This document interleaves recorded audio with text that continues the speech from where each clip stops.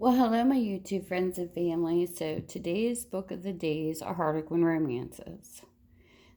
And if you are interested, this will be in lots, like I've been doing. And it is lot 47. So, when people want to contact me if they're interested in one of these lots, they send me an email at tammysmakeuptrades@gmail.com or they add me at Minda's Bookstore and more on Facebook. And we are still 10 books for $2 is where we're at. And we're still working on the romance section. So this is the very first book. It is called Spring at the Villa by Rosalind Brett. It is a 1975 copyright. This is what the book looks like. And this is what it's about. Elizabeth had taken a post as a children's nurse for the summers on the coast of Provence, with the idea of trying to trace the sister she had not heard of since her childhood. She found her, but found too that Diana was in love with the same man as Elizabeth herself, and that most of the cards were stacked in Diana's favor. Was there any way out of such a tangled situation? And this is book 1. Book number 2 is called Winter Wedding by Betty Neels.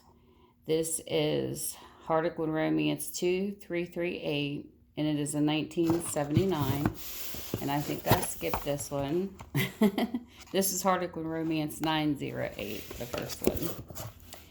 So back to this one. It's a 1979 copyright. It's got a little white out right there. I think that's what that is.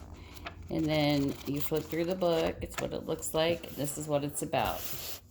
Emily was the envy of the nursing staff. She worked with the tall, handsome professor, Rainier Duras Romajan. Not that Emily considered her position inevitable at all. She knew the great man's opinion of her, and she'd trade with others anytime. Anyway, Emily shrugged it off. She was in the hospital to be a good nurse, not to win a beauty pageant. The professor's views showed just what a loathsome type he was, but why did it hurt so when he found her vivacious sister Louisa so enchanting? So there he goes, book number 2. Book number 3, this one's called Spanish Moonlight by Dorothy Rivers. It's Harlequin Romance 1088. It's a 1955. It's got some reading in it. Definitely aged pages. That's what it looks like, and this is what it's about. In Fenella Davidson's world, everything seemed just right. Her job in sunny Spain was working out far better than her expectations. Her young charge was delightful, and the man she loved was painting her portrait. She had only one thing to wish for, but strangely, the very granting of that wish seemed to threaten all her happiness. So there's book number 3. Book number 4 is called Grasp a Nettle by Betty Neels. It is a 1977 copyright and it is Harlequin Romance 2127. That's what the book looks like. And this is what it's about. Love and then hate, it was a seesaw. Jenny sighed. If only Toby hadn't been so complacent. Believing that marrying him was the best thing that could happen to any girl, he was nice enough man, but dull. When she argued with him, he hadn't contradicted her once. If only he had been the professor, but she couldn't imagine that man behaving so tamely. Besides, he didn't love her. My dear girl, he had said, you flatter yourself, and me too. I have no interest in you at all. So there's book number 4. Book number 5. This one is Come Next Spring by Elizabeth Graham. It is a 1979 copyright, and it is Harlequin Romance 2326. And this is what the book looks like. With some writing here and here. And this is what it's about. Could she possibly make Luke forget?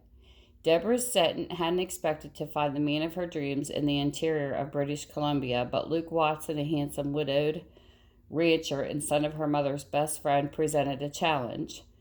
Though neighbor Stella Trent was obviously in the running, her real rival, Deborah believed, was Luke's dead wife, Rosanna. When she learned the truth about the brief marriage, however, Deborah knew that only Luke could remove the dangerous threat to their future happiness. So there's book number 5. If any of you read any of these books, let me know in the comment section. I had an aunt that loved these books. This is book number 6. This one here is called Sister to Meryl by Nerina Hillard. It is a 1976 copyright, and it's a Harlequin Romance 2040. It's got some writing. It's what the book looks like. This is what it's about. Christina felt very strongly about Julian Galveston, who appeared to have nothing better to do with his time than break up her sister's marriage. So Christine decided to tackle him on the subject and found herself getting to very deep waters. Book number 6. Book number 7. This is When Winter Was Gone by Hilda Pressley. This is a 1974 Harlequin Romance 1821. This is what it looks like. A little bit of writing in the front. This is what it's about. When Juan de Montserrat offered Marlene a job, she accepted in the hope that in an idyllic fishing village near Barcelona, she would recover from the death of her father and from her broken engagement. But falling in love with her employer was to provide yet another complication. So there's book number 7. Book number 8. This one here is called A Man to Watch by Jane Donelly. It is a 1979 copyright, and it is Harlequin Romance 2325. I don't know why some of these got writing in the front of them, but somebody scratched something. So this is what this looks like, and this is what it's about. Her beauty became a barrier to love. Harriet's beauty had brought her many things, a modeling career, recognition, friends, yet nothing had ever erased her unhappy memories of childhood. Then she met Jotham Gall, an irritating tycoon who was buying her late father's rundown factory. Strangely, she felt he was the one man who could dispel the aching loneliness inside her, but Jotham Gall was unaffected by her beauty. He seemed to look through her facade and made her feel once more like a plain, plump, unloved Harriet. That sounds nice. So there is book number 8. Book number 9. This is Love Upon the Wind by Sally Stewart. It's Harlequin Romance 2862. It is a 1987 copyright. This is what a little writing there. Looks like somebody stamped something. And then this is what the book looks like. And this is what it's about. And I think they have the word honor on some of these, on the spines.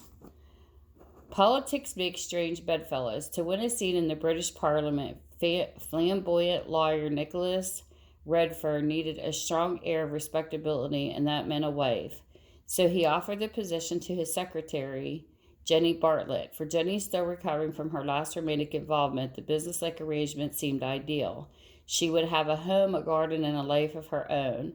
But neither of them counted on was a tangle of feelings that had no place in their marriage of convenience. So, there's book number 9. Book number 10. This one is called The Tears of Venus by Rebecca Stratton. This is Harlequin Romance 2339, and the copyright's 1979. Some writing there, some writing there. That's what it looks like. And that's what it's about. Where would this web of secrecy lead her? Was Gaudio Alicio suspicious of everything, or just Helen? Then why had he hired her to be his daughter's tutor?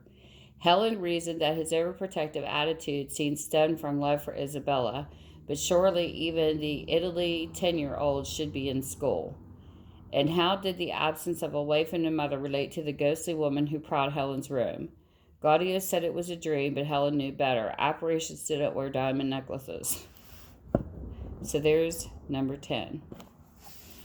And with that, I hope you guys have a great day. Thank you for spending your time with me and visiting with me on my channel. Bye. Mwah.